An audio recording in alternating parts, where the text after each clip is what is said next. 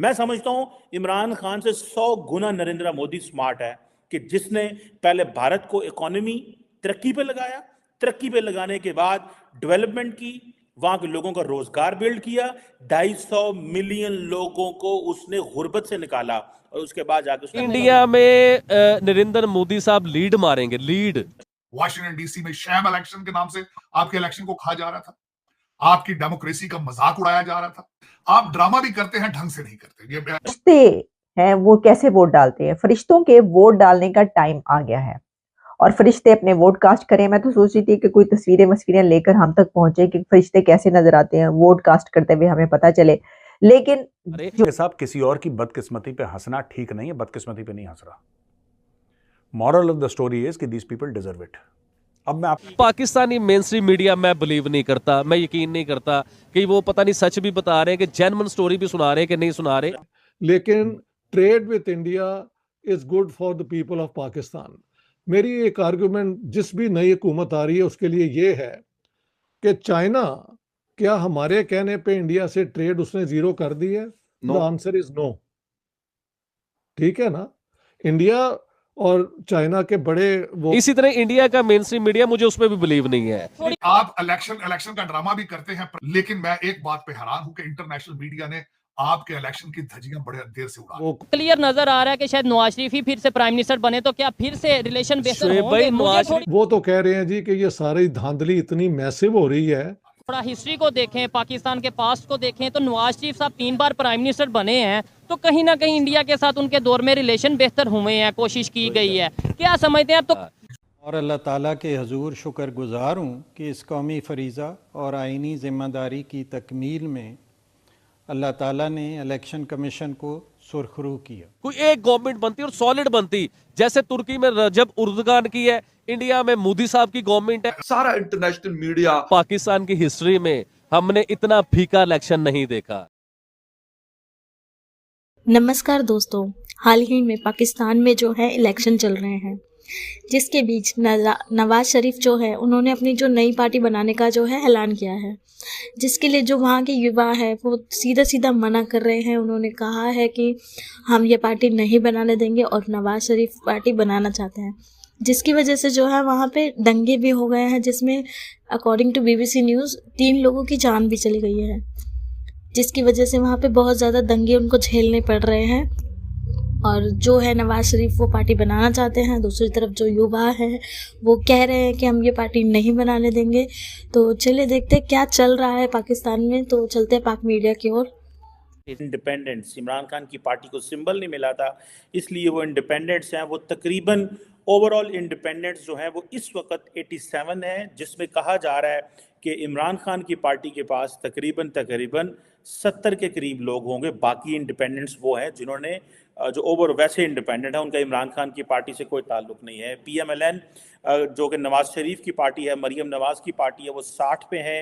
Peoples party जो है बिलावल भुट्टो की पार्टी वो 45 पे है। सो लग ये रहा है कि इस वक्त नवाज शरीफ और पीपल्स पार्टी और बाकी पार्टियां मिलके हुकूमत बनाएंगी और इमरान खान की पार्टी बाहर रहेगी। लेकिन ये क्वेश्चन नहीं है। क्वेश्चन जो मैं आपसे करना चाहता हूं और उसका मैं आंसर देने की कोशिश करना चाहता हूं कि क्या ये आसान है पाकिस्तानियों को बेवकूफ़ बनाना? ये कितना आसान है कि आप पाकिस्तानियों को बेवकूफ़ बना सकते हैं, जो करोड़ों की तादाद में लोग आपके लिए वोट दे देंगे, इसलिए नहीं कि आपने कारकर्दगी दिखाई है। नरेंद्र मोदी की बात करें तो पता चलता है भाई उस बंदे ने इकॉनमी को 5वें नंबर पे लेके आया दुनिया में। हमें पता चला है भाई नरेंद्र मोदी जो है वो उसने जो इंडियन जो स्टॉक एक्सचेंज है उसको दुनिया में 4थे नंबर पे लेके आया। तो मैं कहूँ भाई ठीक है जी, बड़ी बात है, डिलीवर किया है। इसलिए नहीं कि 10 साल हुकूमत की है, 15 साल CM बलूचिस्तान वो रहा है, गुजरात रहा है, 10 साल वजीर आज़म भारत रहा है, तो मैं समझता हूँ डिलीवर किया है उसने। लेकिन पाकिस्तान के अंदर आप पाकिस्तानी अवाम को बेवकूफ़ बना सकते हैं अगर आप नारे मार के आ जाएं। तो जिस तरह के इमरान खान जो है, अगर आप उनकी पार्टी को देखें और उनको देखें, उनका क्या नैरेटिव था, उनकी प्लानिंग क्या थी, वो किस बेस पे जीते हैं? वो बेस पे जीते, बेवकूफ़ बना लिया और लोगों ने बड़ी तादाद में वोट। आज इमरान खान इस वक्त अगर 70-75 सीटें जीत रहा है, खैबर पख्तूनख्वा में जीत रहा है, नवाज शरीफ की पार्टी जो पंजाब में क्लीन स्वीप करती है वो आज हार गई, इसलिए बिकॉज कि इमरान खान ने उनको कहा एंटी अमेरिका होना है, एंटी फौज होना है और सिर्फ मजहबी कहानियां सुनानी है। आपने मजहब और रियासत मदीना की बात करनी है। अब रियासत मदीना क्या चीज़ है? इमरान खान खुद, जिनके बारे में अगले दिन हम बात कर रहे थे कि जिन्होंने अपनी जो अपनी मैरिज की, उसके अंदर उन्होंने किस तरह आइन और कानून और इस्लाम का भी मजाक उड़ाया, लेकिन even then people don't believe it. वो कहते हैं ठीक है जी, इमरान खान रियासत मदीना की बात करता है, हमें इस चीज़ से कोई नहीं, उसका पर्सनल कैरेक्टर क्या, हमें इस चीज़ से कोई नहीं, उसको रियासत बनाने दें। सो हमारे लोग जो हैं they get fooled with this populist. हम भी फूल्ड हो गए हैं, जैसे डोनाल्ड ट्रम्प ने जो है वो बेवकूफ़ बनाया। सच्ची जो बातें, जैसे वो कहते हैं ना, the things which we understand, हम जी एंटी एलीट हैं, this is what Imran Khan says. ठीक है जी, अब ये कैरेक्टरिस्टिक्स है ना उसके। लेकिन सवाल ये पैदा होता है कि वजीर आजम कौन बनेगा? क्या पाकिस्तान की तारीख में पहली मर्तबा ये होगा कि कैदी नंबर 804 अपने जेल के सेल में बैठकर गवर्नमेंट चलाएगा? देखते हैं, ये तो हमें पता चलता है, लेकिन कोई ऐसा कैंडिडेट या प्राइम मिनिस्टर अनाउंस किया जाएगा कि जो सबके लिए काबिल कबूल हो सकता है इस तरीके से हो। और इसमें एक और बड़ी अहम बात यह है कि क्या पीटीआई का इत्तेहाद पीएमएलएन से होगा या पीपल्स पार्टी से होगा? इसकी वजह यह है कि जो इंडिपेंडेंट कैंडिडेट्स है ना, इनको तो डंडों और सोटों से अगर आप उनको तोड़ लें और कहें कि नहीं जी तुम जीते हो तो इमरान को छोड़ दो और इस पार्टी के साथ मिल जाओ, तो वो तब भी नहीं मिलेंगे। तो उस लिहाज से आपको रिलीफ दिया जाएगा। तो देखिए, हम एक इस्लामी जमहूरियत पाकिस्तान में रहते हैं जो मुसलमानों की कंट्री है। इधर कोई स्कॉलरशिप नहीं है, कोई वजीफा नहीं है, कोई कुछ नहीं है। तो इंडिया में वजीफा भी दिया जाता है, स्कॉलरशिप भी दी जाती है। और सबसे बड़ी बात शुएब भाई मैं आपको बताता हूँ, किसी मुल्क जब बनता है ना, तो उस मुल्क की मेन जरूरियात होती है बिजली, पानी, गैस, आटा, एजुकेशन, अच्छे हॉस्पिटल। अच्छा, ये किसी पे एहसान नहीं है, ये उस मुल्क की गवर्नमेंट का हक है, उसकी जिम्मेदारी है, उसका फर्ज है। अब हम देखें कितने बदनसीब हैं, हम हॉस्पिटल में भी पूरे पैसे देते हैं, हम अपने बच्चों की फीसें भी दुनिया में सबसे महंगी दे रहे हैं, दुनिया में सबसे महंगी बिजली भी हम लोग खरीदते हैं, दुनिया में सबसे महंगी गैस भी हम लोग खरीद रहे हैं। तो मुझे ये बताइए कि हमें गवर्नमेंट ने क्या दिया?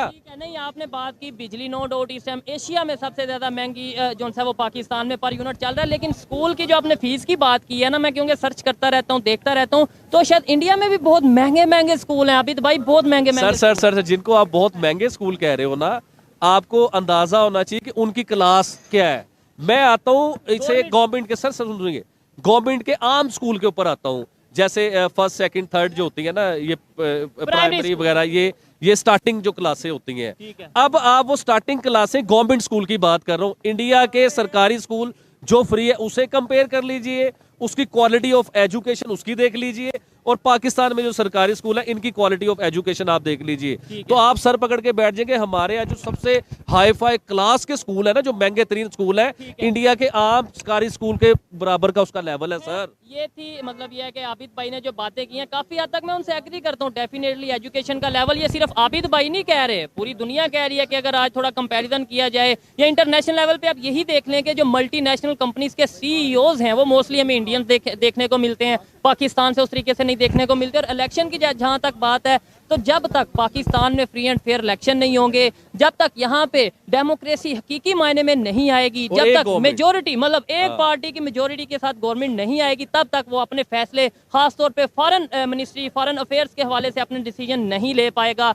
दबाव आएगा। और यही मतलब मेरे ख्याल से यही आज की वीडियो है। और जी अभी देखिए, हमारी जो मायूस गवर्नमेंट बनने जा रही है ना, वो इतनी मायूस गवर्नमेंट होगी कि देखिए, सिंध वालों का अलग अपना फैसला होगा क्योंकि उधर गवर्नमेंट अलग है, पंजाब वालों का अलग अपना फैसला होगा, बलोचिस्तान वालों का अलग होगा, खैबर पख्तूनख्वा वालों का अलग होगा, क्योंकि सबकी गवर्नमेंट अलग अलग है।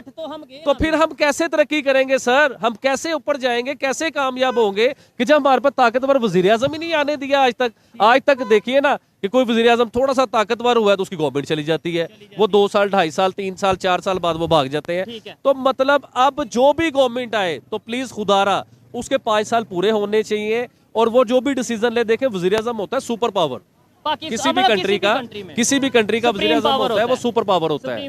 हाँ जी, तो अब जो सबसे बड़ी पावर है, अगर उसने कोई डिसीजन ले लिया है तो आप दूसरे अदारे या दूसरे लोग, आप कौन होते हैं उसका डिसीजन चेंज करने वाले? जाहिर बात है, एक दफा इलेक्शन कमीशन ने डिसाइड कर दिया कि ये पार्टी विन कर गई, वो प्राइम मिनिस्टर बन गया, उसके बाद फिर उसी की बात को मानना जाना चाहिए और उसके डिसीजन को समझना चाहिए। ये थी आज की वीडियो। आपको वीडियो कैसी लगी, आबिद भाई की बातें कैसी लगी, ये कमेंट में जरूर बताइएगा। मिलते हैं नेक्स्ट वीडियो में, तब तक के लिए पीस आउट, अल्लाह।